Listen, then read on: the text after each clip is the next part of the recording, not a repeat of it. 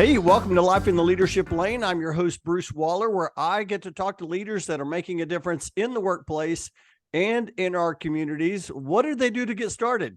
And what are they doing to stay there? And oh my goodness, here we go. We have another special guest today as I'm getting to talk to Michele Harris.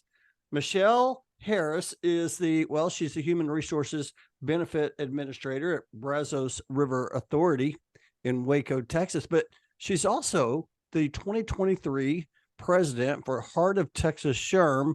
Michele, I'm so excited to have you on the show. How you doing? Great, Bruce. I'm so excited to get to do this with you. I just know you bring so much energy, and I like listening to your podcasts that you've done before. So thank you for introducing that to all of us. Well, thank you so much. That is awesome. I love that start.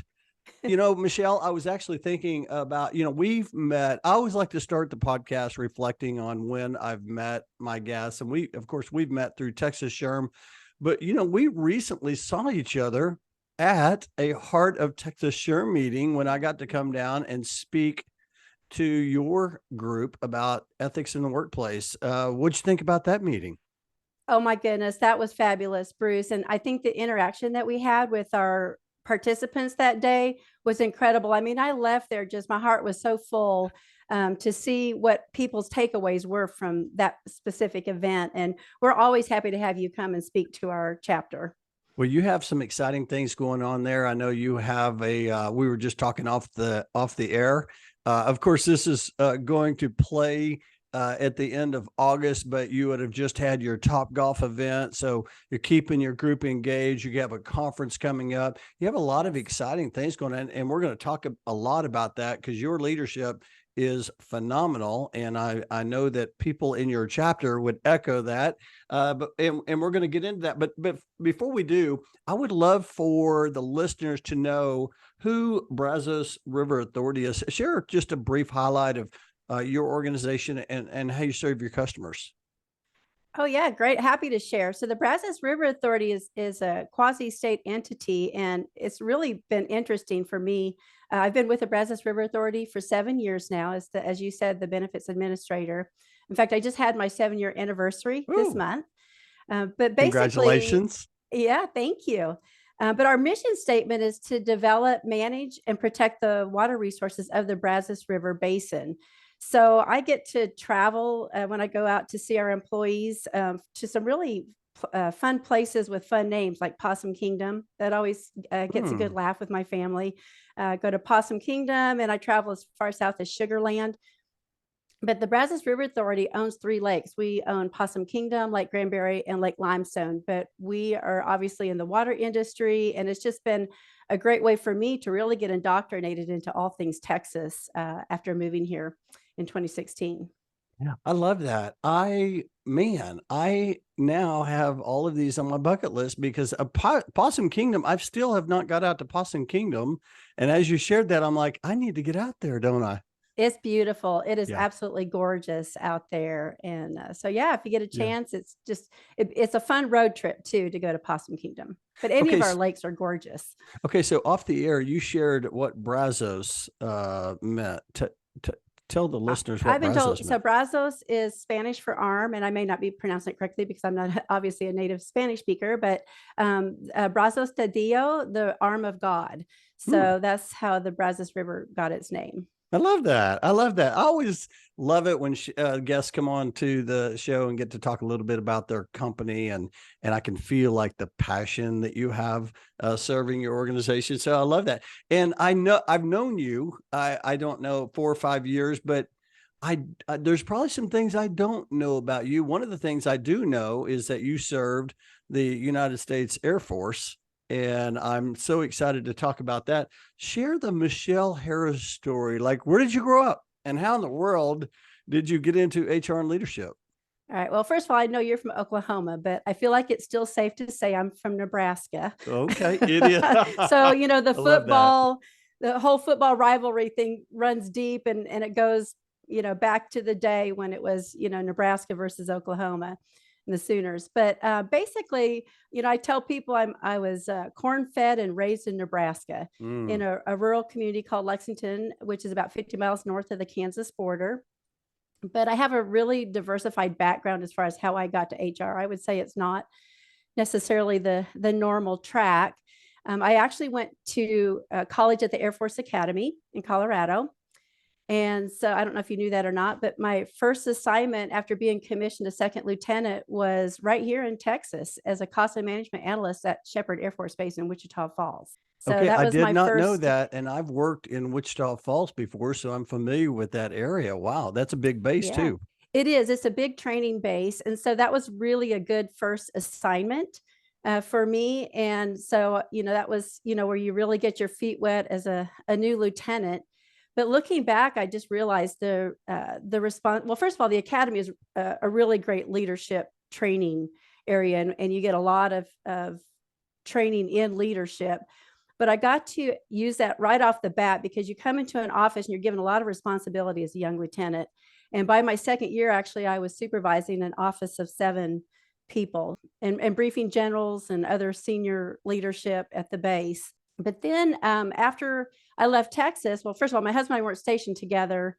He was in pilot training in Oklahoma, Enid by the Sea, Okay. as we call it.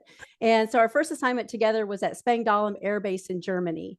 And there I was a cost analyst, and then I transitioned into being a budget officer, which was fabulous. I love that, and getting to brief the board, if you will, and the commander of the base. And Spangdahlem also is a very large base and still has a great presence in Germany. But anyway, fulfilled my 5-year commitment, and then basically jumped back in as a civil servant, doing the same thing that I did when I was on active duty as a cost analyst. And then later on into financial manager. But surprisingly, we actually did track a lot of human resource type metrics, and of course doing the budget, you got into the personnel side of things and the financial side of things. So that was maybe a little stretch, but HR related, because you still have to do those things in HR. After I got out of the Air Force, my first real job after that was I actually worked for McKee Foods, the makers of Little Debbie snack cakes. Mm. So I did their quantitative research, their first consumer research, which I really loved. I have to say it's probably one of the funnest and most interesting jobs that I ever had, getting to work with R&D and polling and marketing development things for Little Debbie snack cakes. So that was really fun. And just to throw out, Brian Hayes actually worked at McKee Foods, and we were at a Texas SHRM event. I bet we were 3 sentences into meeting each other, and we both realized that we worked at McKee Foods.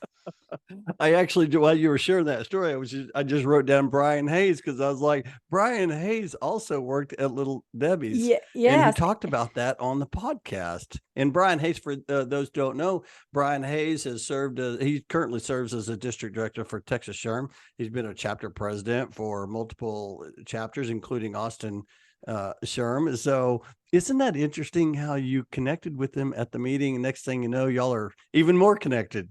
You're right. And now he's, our 3rd district leader. So I'm getting to work directly with Brian. Well, anyway, so I actually left McKee Foods because we thought we were going to be moving back to Texas with my husband's job. And in the end, we decided not to. So, but I had transitioned then to be a marketing director for a manufacturer. And then I segued into private schools in the business office. And that is where I really started doing HR work. I was benefits administrator for the faculty and started really, dealing with some of those human resource issues, but I didn't have that HR background per se. I was looking for who can I bounce things off of? Where can I learn? And that's when I joined SHRM. So that was my first. I've been a SHRM member now. I was trying to guess when I joined, but it's got to be at least 10 years. Oh, that's fantastic. I love that. Hey, let me ask you this. What motivated you to go into the Air Force? Well, there's several things, but actually when I was growing up, we lived near Offutt Air Force Base for a little while, and my parents had really good friends, and he was a major in the Air Force, and he was air attaché, and he was traveling the world, and he spoke different languages. And I said, that's what I want to do. I love that. My brother went to go look at Air Force Academy first, and I tagged along, and I didn't think my parents would let me go in the military. There was something mentally, I'm just thinking, oh, they're not going to let me go in the military. So we went and toured the academy, and I said, oh, I like this. I want to come Mm, here.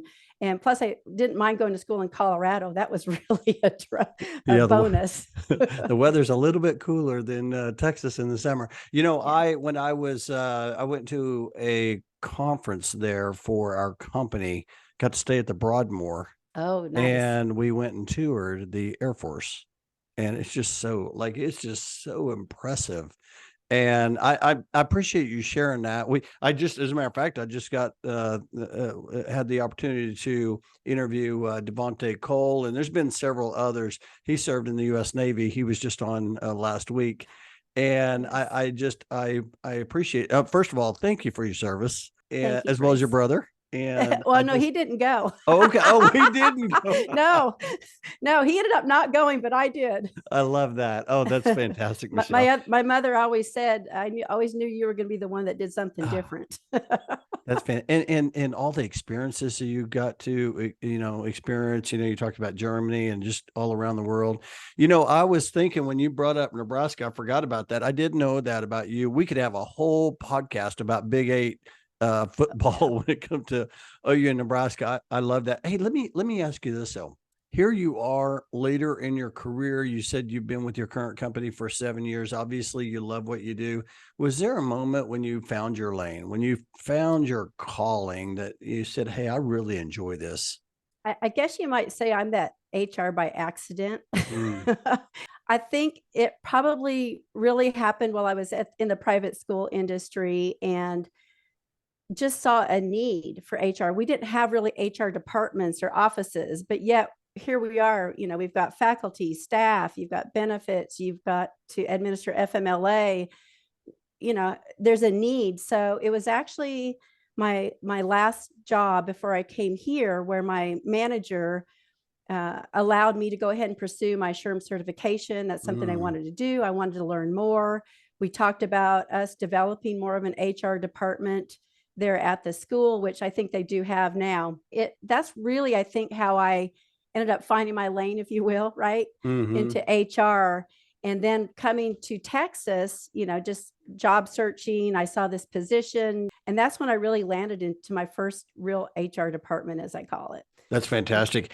I love how you shared your manager was part of your pursuit for your certification. That's important that we have that support from the people that we work with. I was just curious if you could share. I always like to ask the question around mentorship because I always feel like, great leaders, they all have that common thread of having people in their corner, these personal board of directors or these people that have helped them get to where they need to go. And for you, I was curious, did you have a couple of those mentors? You mentioned your manager, and if so, what was it Yes. about them that made them so great for you? I've had some really great managers over the years. And of course, in the military, you transition and you move out in and out. That's always good. But I've always learned from my supervisors and managers. And I observe them and kind of learn from them. But I have to say, I think my favorite mentor, if you will, was probably when I was in England and I was as a civil servant. I was working for Colonel Harrington, Patricia Harrington, and it was a new program in the UK, which extended into Norway. And I think just having that opportunity and watching her lead that group and support each one of us to try new things was invaluable. And that also later on helped me to transition out of the Air Force to know, hey, I can come into something, white blank, board and create something and enjoy the process. But she was a great mentor, and we've stayed in touch over the years too. So that's been really fun. I love that. She was a colonel. Yes, she was a That's colonel. fantastic. I talk about this a lot on the show about how people are watching us and how we have so many opportunities. A lot of times we wonder if we're making a difference or if we're making impact. And then you get people on the show that talk about Colonel Patricia in England, and she probably didn't, she may know, but she didn't realize you're going to come in on the show and talk about how much she's impacted your career and showed you and given you, more importantly, belief that you could go Yeah. out and do that. Isn't it amazing though, how, a lot of people don't Or do you ever see that? Do you ever see or talk to people who don't really feel like they're really making a difference, but yet they really are because they're being watched? Yeah, and I think, that's a good point, Bruce. And I think what we need to do is all give feedback. If I could, let Colonel Harrington know how much I Mm, have probably, and we write letters at Christmas every year, but I yeah. usually let her know, just how wonderful it was to work for her. I mean, she really showed that she cared about her people, the people Mm, that reported to her, and she cared about the mission, what we were doing, and that also, I guess it comes down to culture, right? mm, mm, Developing that culture. mm. I love that. I feel like you and the group, and we're going to talk about volunteer leadership, but every time I go to Heart of Texas, Sherm, Heather, before you, I feel like your group has really started molding that culture to where people like want to be around that. I always talk about how success is not pursued, it's attracted, and how we Yeah. can attract if we can just do some, build that culture. People all of a sudden they want to be part of that. You want to be part of a winning organization, probably like the Air Force, right? You wanted to be a part of that. They have built Yes. something incredible and you wanted to be part of that, right? Well, our mission was fly, fight, and win. So yes, we like to Mm, win. mm. I love that. I love this is Interesting. Yeah. fantastic. This is fantastic. And I want to talk, I want to get into more of that, but I do like to ask my guests, this is Life in Leadership Lane. I love to hear, your thoughts around leadership. If someone said, Michelle, what's leadership to you? How would you respond to that? Well, I've always thought my leadership style is leading by example. Feel like that's one of the best ways to lead, and my children probably tell you that my bar is really high because I really do have high expectations. Mm, And they're grown children now, but mm, they just say, "Mom, your bar was really high." Just mm, saying. I've seen good and what I would call bad leadership, but we always learned at the Air Force Academy that if you witness poor leadership, then learn from it, learn what not mm, to do. And kind of going back to where I said, I observe and watch the leaders, and I think that the leaders that are the most successful are the ones who end up with a really positive culture, and people, like you said, are excited and drawn to it. To me, that would be one way to measure your leadership skills and yeah. style, and whether it's effective or not with the group that you're working with. I love the lead by example. I think that's important. But you said your bar was set high. You have high expectations. I was reading a quote by Coach Venables for Oklahoma the other day, and it said, "Nobody's expectations are higher than my own." And I just like I love True. that. It just like it gave me goosebumps as I thought about that. I want to ask you this though: how did that bar get set so high? Where did those high expectations come from as your children talk mention that? It's probably a combination of come from a family of educators, Mm-hmm. and so there were always high expectations of. There were four of his children, so high expectations, and then I'm sure the military, Mm-hmm. further put in those expectations, and it's easy to follow and do what they tell you to do, but then to lead is the next level, and having that critical thinking. I actually learned a lot more probably about critical thinking working in the private schools because I watched the faculty trying to instill that in the students, and how important critical thinking is. Plus I have to admit I was a perfectionist, which is can be a, good and bad, right? Good and bad, that's for sure. Oh my goodness, I do want to ask you this question. Perfectionist, high expectations. I love all of that. I think that's important as you build. But what about whenever those expectations aren't met? I gave you a few questions, but some of these questions I didn't give you. It just kind of came up, and I'm wondering because there's probably some listeners out there. They got their pen, they got their journal, they're taking notes. When high expectations aren't met, how do you deal with that as a leader? Because I'm sure there's probably some leaders out there going, you know what, we're trying to have high expectations here. People aren't meeting those expectations. How do you approach that? Just maybe give maybe a tip on how you might approach that, or how you've seen that approach that's been effective. Well, I just went through the lead HR program. So Okay. Yeah. there's that short-term improvement plan tool that we just learned about, the STIP plan. I mean, if you Mhm. really want to help somebody get through, something that's not working, or looking at what the current situation is, and then what do you want it to look like, and how do we get from here to there. But also, I'm not immune to failure either, but I also think that we all learn from failure, or we learn what works, what doesn't work, but keep trying, right? And I think one of your logos with Armstrong Moving was, keep moving forward. Mm. And so I think just keep moving forward, positive feedback. I learned from my boss, it's okay if you make a mistake. Everybody makes mistakes too, but learn Mm. from it, and also Yeah. be honest about it, right? If you really mess something up. I love Um, that. I love that. For those who are listening, I'm just reaching back on my shelf.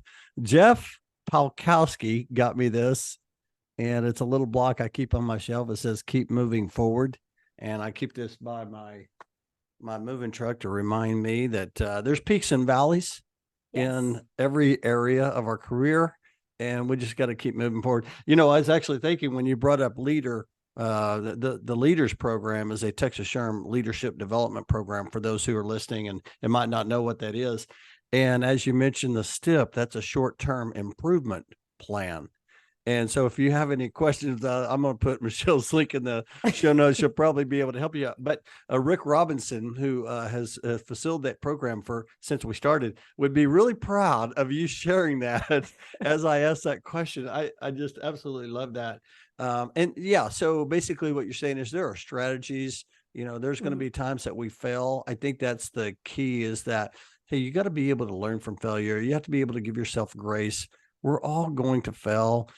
I see this not just in the workplace, but in our volunteer life. And I think about, everybody's got full-time jobs, so there's going to be some failure, but we still have to have those high expectations and hold each other accountable. I do want to ask you this question. I asked Devontae this, and the reason why I want to ask you is there's probably some people that maybe served in the military and they have a hard time transitioning into the civilian workforce. I was curious, was that difficult for you to transition? What was that like for you?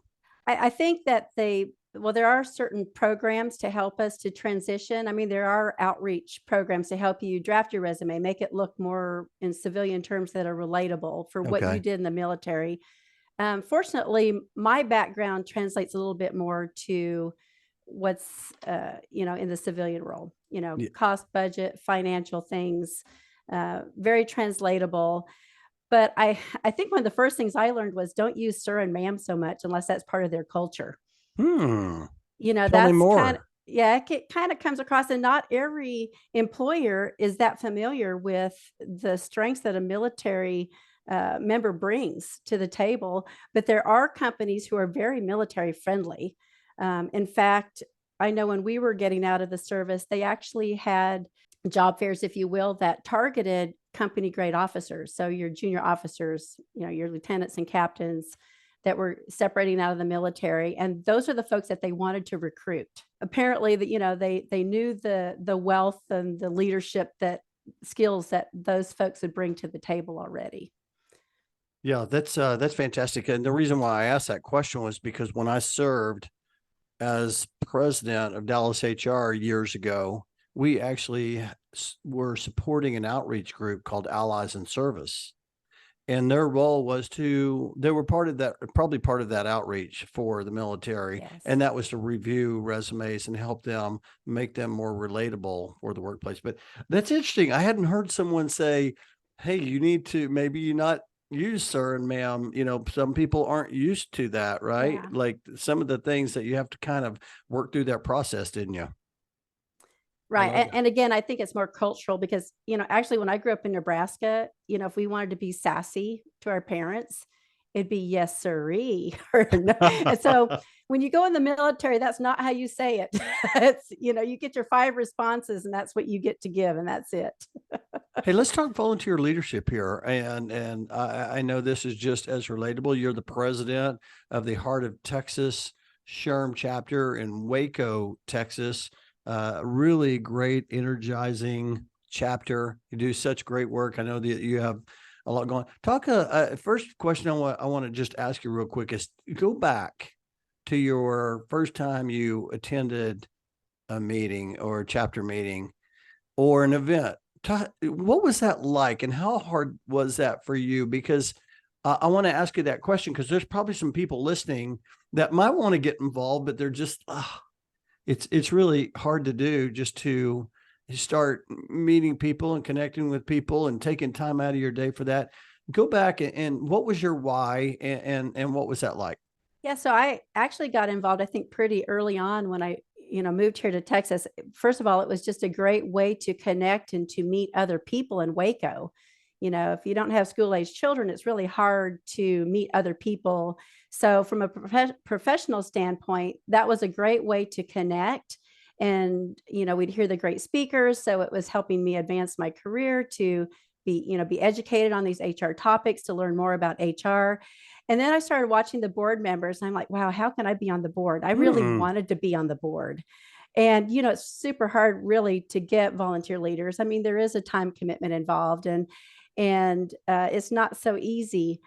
But eventually, I guess maybe after 2 or 3 years of attending the meetings, someone from the board approached me and said, hey, would you be interested in serving on the board? We have a couple positions opening up. And one of them was a new position, was a newly created position. They had just redone their bylaws, and they incorporated a position for, and I know some chapters are larger than ours and have all kinds of positions. We don't have that many, but we created a VP of Emerging Professionals. And of course, we've got Baylor University here. We've got Tarleton program for HR. And so that was really kind of near and dear to my heart, to help get to work with students again after having been in the private school industry. I jumped all over that. And so we started the Student of the Month program. And that was just a great way then to get to know folks at Baylor and the Tarleton contacts, which are actually at our McLennan Community College campus here in Waco, because I know the big one's in Tarleton. But, servicing the Waco area, that was just, just a lot of fun. And it's really fun to see these students. I actually was at a theater event here in Waco a few weeks ago, and a gal was talking to the person sitting next to me, and her sister was in the play, and her sister was going to a college in Tennessee, which was near where we had moved from. So I kind of interjected myself into the conversation. Turns out this gal is in HR up in Dallas, and she's a Baylor grad. She looks at me and she goes, oh, I was student of the month.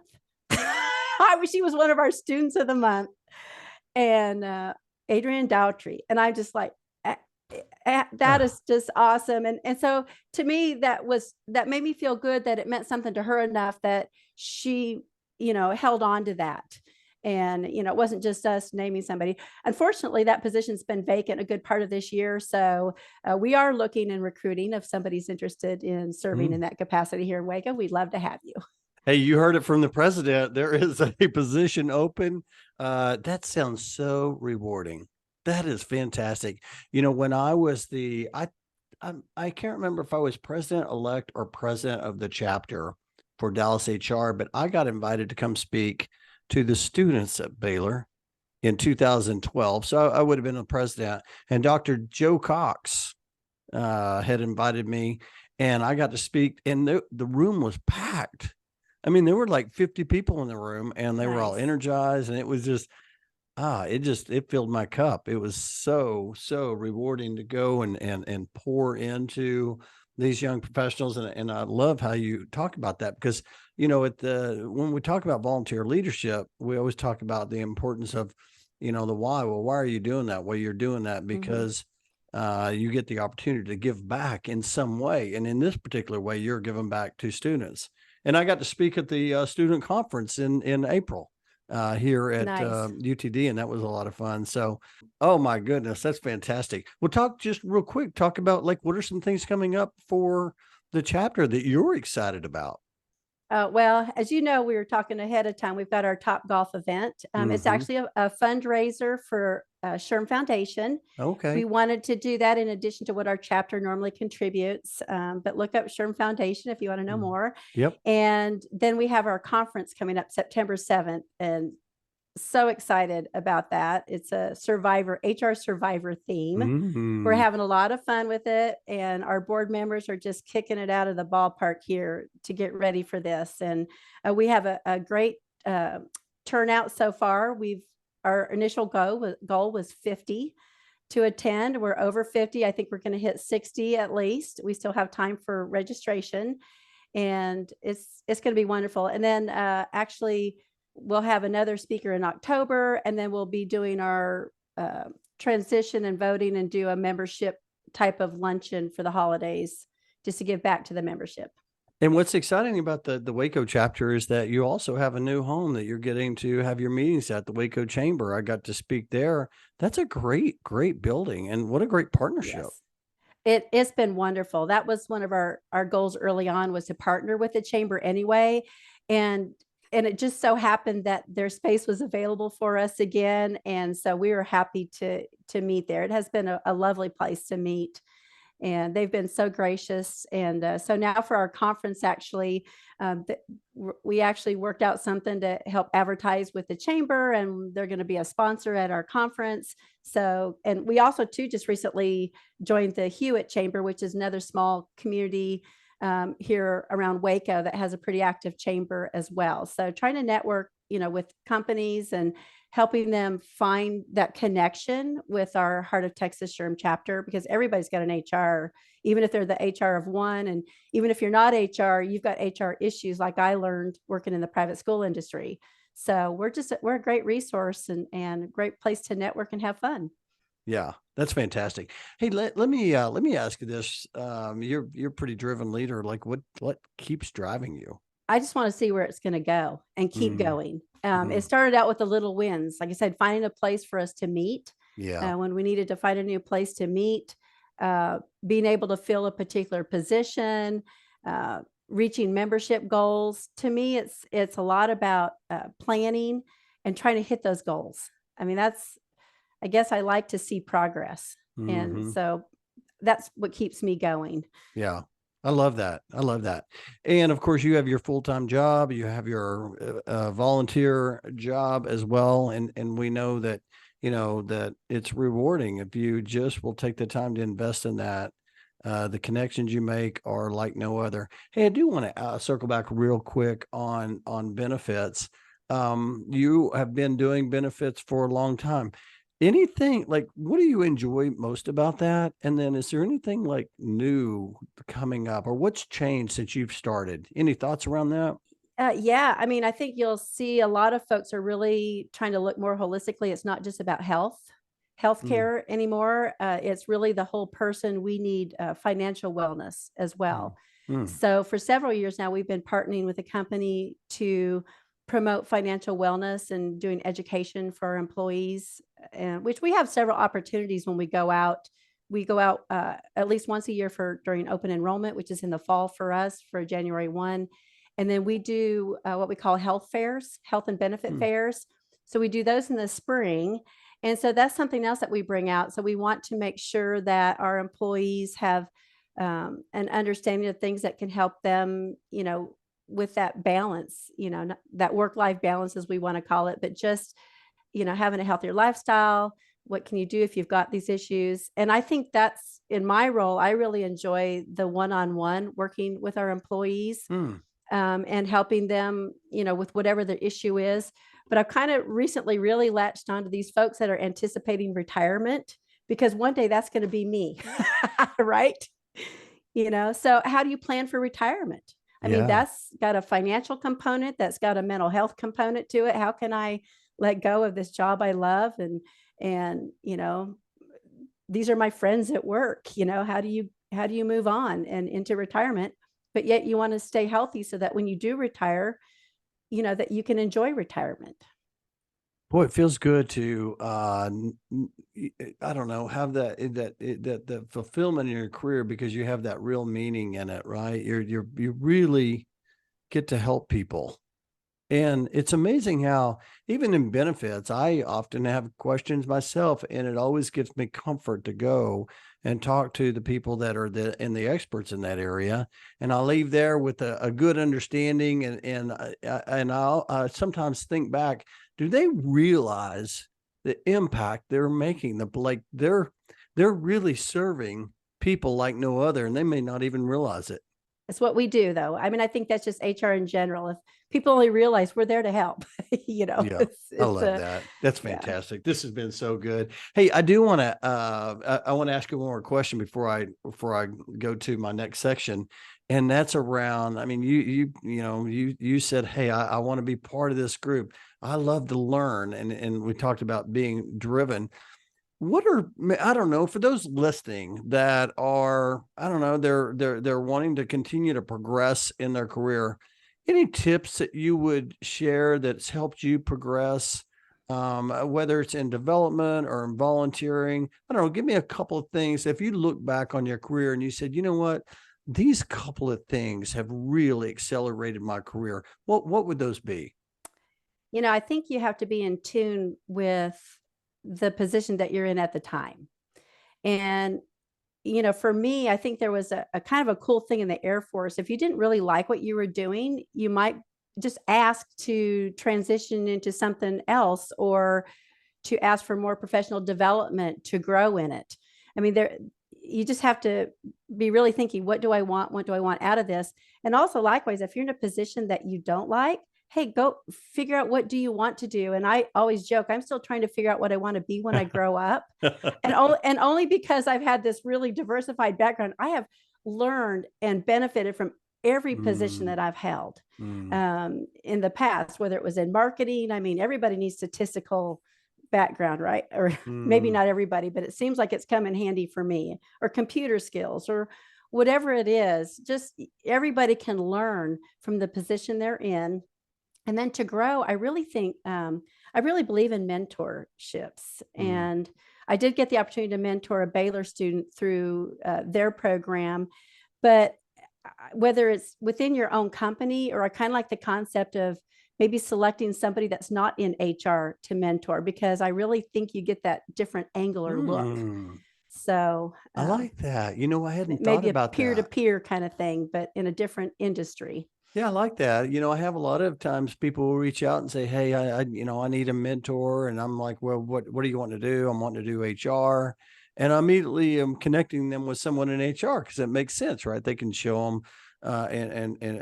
and share with them experiences. But even someone not being in HR, but maybe they are another business leader, that might have some different qualities, is good as well. I love how you shared mentorship. I think that's so important. You know what? I could like take that mentorship topic and you and I could go 2 more hours on the podcast, because I think we are both in agreement how important that is. I do want to, before we shift to it's time to accelerate, I do want to ask you a question around advice. You've given some great advice today, but was there some, I don't know, I always like to ask, have you ever been given any advice? It was just so good. Maybe it was when you were growing up, maybe it was in the Air Force, and or maybe, when your volunteer role, it was just so good. You just find yourself sharing that with others. For advice, I don't know if it was really so much advice, or just figured it out over the years, but don't be afraid to ask. Mm, If you need clarification on your expectations, or if you don't understand something, I think I'm kind of looking back to my earlier years. Maybe I didn't know how to communicate as well with others. So to me, the advice, if whether I was given it, or I need to share it with somebody else, it would be, ask questions if you're not sure or you don't know the answer. Otherwise, we're all just kind of mindlessly moving into something and maybe going down the wrong path. We're going to El Paso when we meant to go to Abilene. you know, and we love El Paso and we love yes, we Abilene. do. But where do you want to go? I love that. That's fantastic. I can relate with that. I know there's probably somebody out there listening right now that's like, I need to ask. And that may have just pushed them where they need to go, but don't be afraid to ask. In my younger career, I was right there with you, and I've learned that if you don't know, you just need to ask, or if there's something you need, or something that might be able to help someone, or maybe you're trying to connect with someone, or help someone else get connected. Don't be Yeah. afraid to. That's great advice. I appreciate you so much. Hey, I want to shift to it's time to accelerate for some fun questions as we kind of conclude the podcast. Would you rather read a book or listen to a podcast or an audible? I'm more of a book person. Okay. Podcasts are still fairly new for me. So, but I have listened, obviously your podcasts Thank you. have gotten me more involved, and I have colleagues who listen to podcasts a lot. So that's really fun. But I'm a book person, but you mentioned Yeah. the Audible books. Yeah. I really like Audible books, Mm. especially if I'm on an airplane. I can, now they've got entertainment where you can listen to books, which is great. In our book club, Climb stands for Connect, Lead, Inspire, Mentor, and Build. We've had this book club for about 4 years online. And I remember we picked a book early on. And one of the members said, listen, if it's not on Audible, I'm not going to be reading that with you. And since then, that's been a rule. It has to be on Audible in Audible. order for us to get that. I listen to a lot Nice. of Audible as well. And so I appreciate you sharing that. Hey, I always talk about great leaders are grateful leaders. What are you grateful for, Michele? I guess first and foremost, my family. I mean, just my immediate family, my family with my husband and my adult children. And I guess I'm just grateful for having good health and being able to watch our adult children thrive with their families and their careers. And that to me, just I like watching other people be happy and do well. And so that's, I guess, what I'm grateful for. I love that. I'm grateful for you coming on the show today and sharing your wisdom. Hey, I like to ask this question, and that's around what energizes you. And I was actually thinking, I think I posted something around, it might have been a half marathon, it might have been running or something, but I think you mentioned something about an Ironman. What energizes you? Have you Oh, done Ironman? yes, actually, my husband and I both did Ironman. We did the full length and we did a half Ironman as well. Had never done a triathlon before in my life. And Okay, he wait a signed, minute. Wait a minute. You had not done this before and you just jumped right into it. yeah, well, you jump right in and then you train for a year at Oh, and least. then you train for you. Yes. I And, love that. the open water swim, never really had done that before. I mean, people have been in the lake, but to actually go swim in the lake from point A to point B is, amongst people who are all around you and climbing on top of you. And so, but that's only 10% of the race. Okay. So the bike was the big part of it. And that was also new for me, road biking on that level. And actually in Chattanooga, we did the Chattanooga Ironman. It's like four extra miles because they had a route around someplace they wouldn't let them block it off for the event. So like you needed 4 more miles to ride a bike. But So anyway, and then you run a marathon it's biking, it's swimming, and it's and a running marathon. and the marathon. Yeah. Mm-hmm. So how long is that whole distance there? Oh, well, it varies on who's. So I think I was maybe 10 hours. I've got it here somewhere handy, but I 10 want to say I was hours. around 10 hours. Oh my So you goodness. start about 8 in the morning and well, I think you have to finish by midnight. No, maybe I was 12 hours. It's insane. And really by the time I got to the marathon part, I'm walking up the hills because it's, you just want to finish. But my goal was always just make it through the bike because, the bike to me was the most dangerous because that's where, a lot of things can go wrong. Right. And we'd seen a lot of, we had to ride 2 100-miler in preparation for that. So Okay. that's a lot of biking. That's a lot. So energizes you. You like to get out, you like to exercise, you like to walk. What really gets you energized every day? I think being around people Yeah. like you, Bruce, Love that. people who get excited about things as much as I get excited about those things. Yeah. And that fills me up to be Yeah. around people who get excited about things as well. But besides chocolate and coffee. That always energizes me. I love that. Okay. Yeah. This is my last question. Probably one of my favorite questions. Michele, 10 years older, is around the corner knocking at your door, and you are going to answer that door. What's she going to tell you? But 10 years from now, I plan to be retired. So looking back, hopefully I will have used enough sunscreen. That'd be one look back. But I would say looking back, I would tell my younger self to worry less and enjoy life. And stop stressing over so much and just really try to not worry about things as much. Things will work out however they're meant to work out. That's a 10 years older, wiser Michele Harris. I thank you so much for coming on the show today. This has been so much fun. I told you the time flies by. Hey, if somebody heard something that you shared, wants to know maybe a little bit more about, Heart of Texas SHRM or some of the things that you shared today, how's the best way for them to connect? Yeah, so I'm on LinkedIn professionally. So you can find me, look for Michele with one L, maiden name Miller, last name Harris. But you can always find me through our Heart of Texas SHRM channels. So if you just go to www.HOTSHRM, HOTSHRM.org, you can look at find our events, and I will see you at one of our events. I love that. I am grateful for you coming on today. This has been so much fun. I appreciate you sharing your story. Thank you for your service in the U.S. Air Force. And thank you again for just sharing and being willing to mentor others. And of course, lead the Heart of Texas SHRM chapter for the great city of Waco. And most importantly, your friendship. Thank you, Michele. Oh, thank you, Bruce. This has been fun. Okay. I can't wait to share this. I'll talk to you later. All right. Take care.